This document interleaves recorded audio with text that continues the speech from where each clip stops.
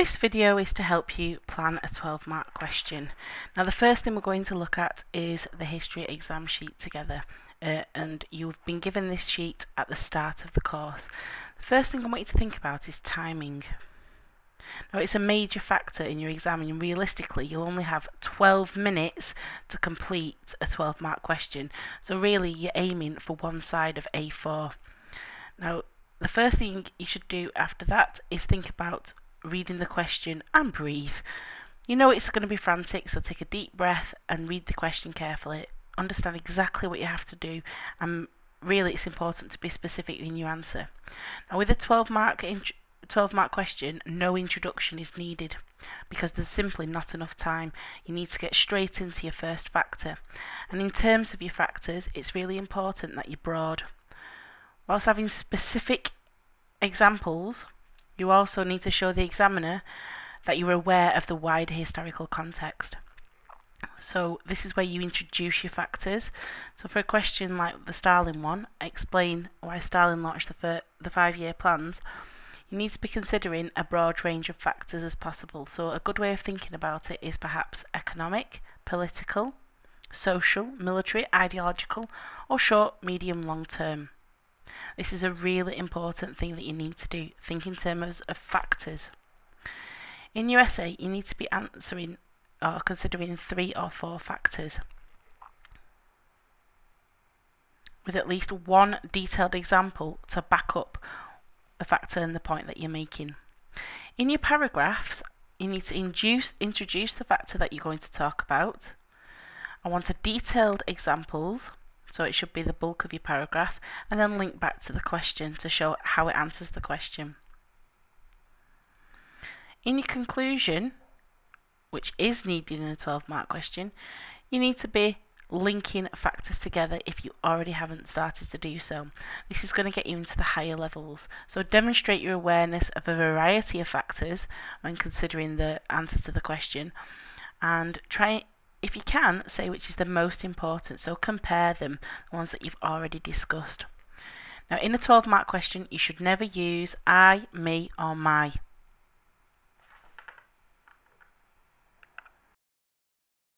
Okay, the second thing that we're going to do is analyse the mark scheme. So I'm going to talk you through it so you start to become familiar about how you actually get some marks.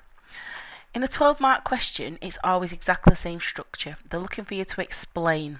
So in this case, you're going to explain why the Liberals won the victory in the 1906 general election. And you can consider that keyword landslide. So to what extent was it a victory? This feedback sheet that you're going to get is the same that you have every single time you do an answer.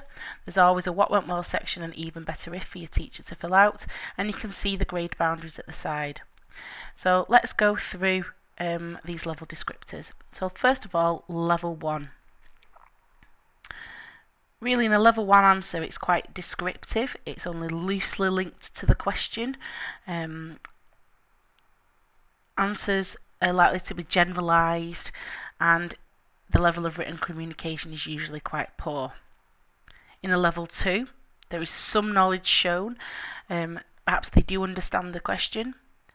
It might be entirely descriptive with explicit links back to the question, and only some explanation backed by evidence, but that may again be limited in terms of range and depth, and the structure is quite poor. Level 3 is slightly improving.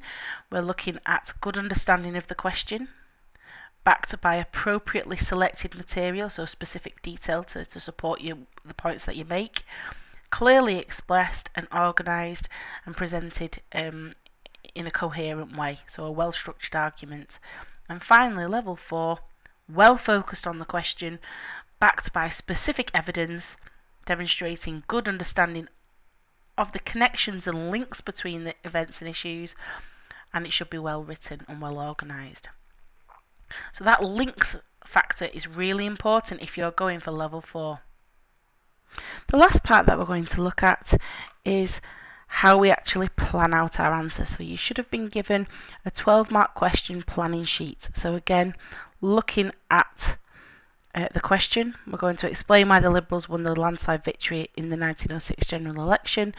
And I've just put at the top some things to remind you. So no introduction, 12 marks, 12 minutes, 3 to 4 factors, links, and must have a conclusion. Now really you should be reviewing these 5 tips before every single time you do a 12 mark question to make sure you don't forget it. Now remember, so it says notes underneath, make sure your factors are broad and that you're thinking about naming them clearly within your work. So again, political, social, economic.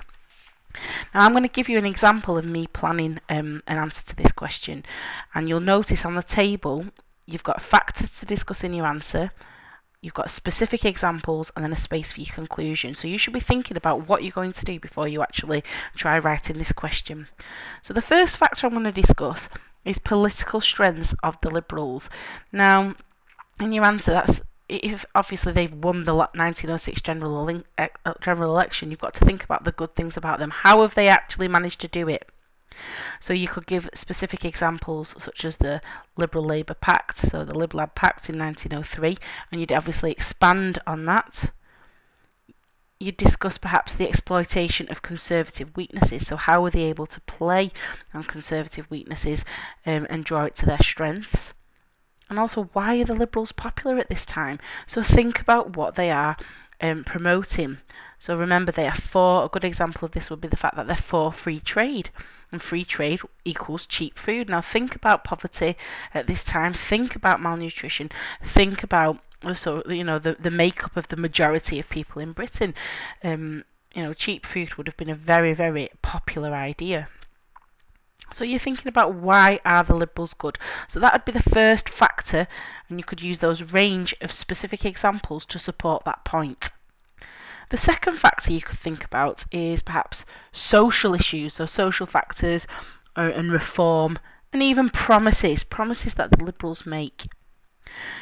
You know that from studying the period, you know that social reforms were really needed at this time. The state of Britain and the people of Britain was extremely poor. Poverty and poor health had been highlighted by events such as the Boer War, where it was evident that a lot of the people signing up for the army were simply didn't have enough nutrition. They were malnourished. They weren't physically fit enough to fight, or at least not fight successfully. You could also think about, for a third factor, conservative weaknesses. So how did conservative weaknesses affect the outcome of the 1906 election? How did the fact that the Conservatives were a weak party at this point, how does that impact on the overall outcome? And for this you might perhaps discuss division in Conservative Party. So why are they not unified at this point? What are the issues? Perhaps you might discuss the tariff reform. Perhaps you might even discuss Balfour himself, the fact that he isn't a particularly strong leader. Now these are just a range of ideas. You don't have to go with these, and you'll notice that for the moment I'm leaving box 4 empty, because I don't want to tell you all the answers.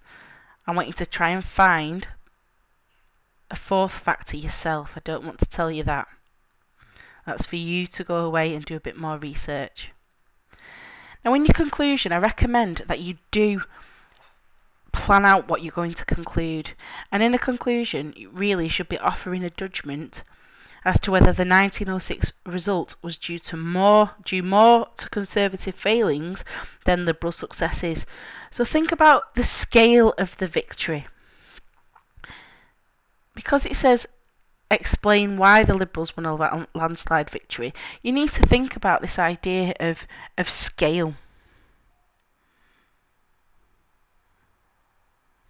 It's showing that it's not just a black and white answer, that there is a little bit of grey area in there. You're weighing up the factors, you're coming to a judgment.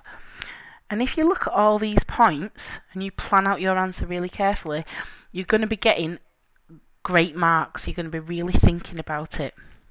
So, to recap, we've gone through the mark scheme, we've gone through the plan of how to plan your answer, and I've given you some ideas that you could discuss. But now it's time for you to go away, consolidate your research, and plan your own answer to this question. Good luck, Year 12. I'm the cat with the bass and drum, going around like bum bum bum.